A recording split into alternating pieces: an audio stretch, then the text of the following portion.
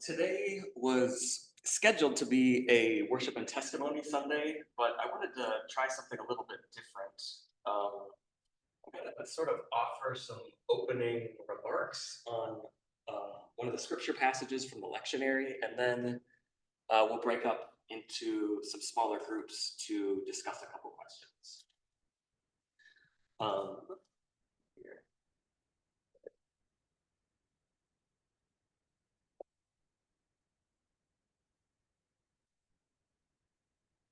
So a few weeks ago, you might remember that we looked at a story from the book of Acts. And in that story, Paul and Silas had just gotten to the city of Philippi. And they're walking around the city, they're going to the place of prayer, and they encounter a little girl who the text says is a slave and who also has a spirit of divination. And she ends up following Paul and Silas around for a few days, basically yelling at them or to the people who they encounter that these men are slaves of the Most High God. And eventually, Paul gets annoyed enough that he exorcises the spirit, casts it out. But instead of celebrating this, her masters are upset because they make money from her fortune telling. And so they get Paul and Silas thrown in prison. And we sort of, we observed that story was a series of confrontations between different forms of power. So on the one hand, you have the worldly and human powers of the Roman Empire, and you also have the supernatural power of the spirit of divination. And on the other hand, you have the power of God and of Jesus. And so this week, we're going to be looking at a passage from Luke's Gospel. And again, it's a series of stories that are, when it boils down to it, confrontations between powers. So I'm going to read Luke, this is from chapter 8, verses 22 through 39. One day he got into a boat with his disciples, and he said to them, "Let us go across to the other side of the lake." So they put out, and while they were sailing, he fell asleep. A windstorm swept down on the lake, and the boat was filling with water, and they were in danger. They went to him and woke him up, shouting, "Master, Master, we are perishing." And he woke up and rebuked the wind and the raging waves. They ceased, and there was a calm. And he said to them, "Where is your faith?" And they were afraid and amazed, and said to one another, "Who then is this, that he commands even the winds and the water, and they obey him?" And then they arrived at the country of the Gerasenes, which is opposite of Galilee. And as he stepped out on land, a man of the city who had demons met him. For a long time he had worn no clothes, and he did not live in a house, but in the tombs. And when he saw Jesus, he fell down before him and shouted at the top of his voice, "What have you to do with me, Jesus, Son of the Most High God? I beg you, do not torment me." For Jesus had commanded the unclean spirit to come out of the man. For many times it had seized him. He was kept under guard and was bound with chains and shackles. But he would break the bonds and be driven by the demon into the wilderness. Jesus then asked him, "What is your name?" And he said, "Legion," for many demons had entered him. They begged him not to order them to go back into the abyss. Now there on the hillside, a large herd of swine was feeding, and the demons begged Jesus to let them enter these. So he gave them permission. Then the demons came out of the man and entered the swine, and the herd rushed down the steep bank into the lake and was drowned. When the swineherds saw what had happened, they ran off and told it in the city and in the country. Then people came out to see what had happened. And when they came to Jesus, they found the man from whom the demons had gone, sitting at the feet of Jesus, clothed and in his right mind. And they were afraid. Those who had seen it told them how the one who had been possessed by demons had been healed. Then all the people of the surrounding country of the Gerasenes asked Jesus to leave them, for they were seized with great fear. So he got into the boat and returned. The man from whom the demons had gone begged that he might be with him. But Jesus sent him away, saying, "Return to your home and declare how much God has done for you." So he went away, proclaiming throughout the city how much Jesus had done for him.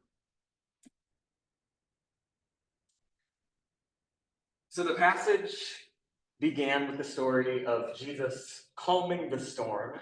The wind had picked up while he was sleeping, and the disciples wake him up because they say they're perishing. They're in danger, and the water has started coming into the boat. So Jesus rebukes the wind and the water, and he calms the storm. And the disciples are left asking this question: who is this that he commands even the winds and the water? Who is this who has power over even the natural world? And they are afraid when they witness this power, which is ironic, because they woke Jesus up because they were afraid. But when confronted with this authority and a power over the wind and the water, they're scared of that too. And this is a typical reaction in Scripture when people are confronted with the power of God. We saw it in the Acts passage a few weeks ago. The jailer is terrified when there's this earthquake, and all the cell doors are broken open, the chains fall from all the prisoners. So, in this first scene, Jesus exhibits his power over the wind and the water, and it scares the disciples. And so then they land on shore, and there's another confrontation. And this man with an unclean spirit approaches Jesus. And like in the story from Acts, this spirit recognizes who Jesus is. And he calls him Son of the Most High God. It asks Jesus not to cast them into the abyss. And for some reason, Jesus listens. It's kind of confusing. Casts them into this herd of pigs, who then run into the lake and are drowned. And just like that, this man who was possessed is freed. And he puts on clothes and he sits peacefully at Jesus' feet. So in this story, we see Jesus' power over the supernatural world as well as the natural. And just like when Jesus calms the storm, the witnesses to this power are afraid. They don't praise Jesus. They don't ask him where he gets this power. They just ask him to leave after he has solved this communal problem of theirs. And on the surface, it does seem like a strange response. So according to the story, the townspeople had come up with a sort of system for how to deal with this man. Kept him in chains. They had people guarding him, but still he would break loose, run into the wilderness, run into the tombs. So they had a system that was sort of working for them, I guess. They were doing the best that they could with the power at their disposal.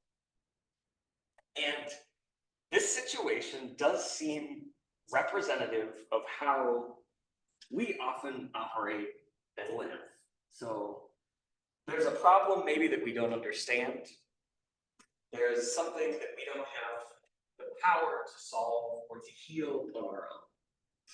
So we kind of cobble together a plan that addresses some of the symptoms, and in the process, maybe gain a little sense of control. For the most part, we think, okay, we have this under control to a certain extent. But then, in this situation, with the possessed man, a stranger shows up. Nobody knows who this is. And with a single word, he casts out this supernatural force that the townspeople could not control. And now, here in front of them, there is a new, more powerful power. And yes, the demons have been cast out.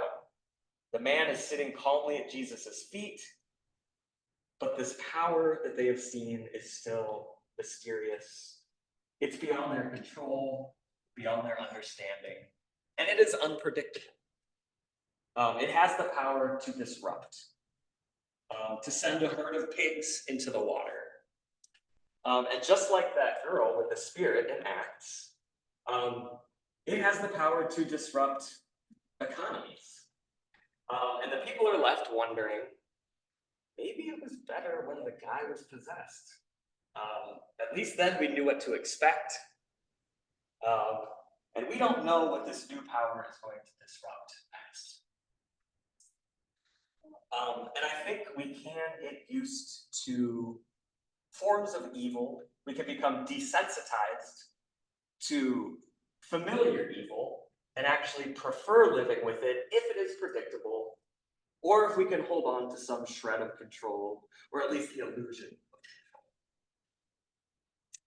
But that is not what Jesus offers. In Jesus' life, he puts his life completely in the hands of God, trusts in God's power, and that's what we see in the cross and the resurrection. And that is what he calls his followers to. And it's in those situations when God's true power is revealed most clearly.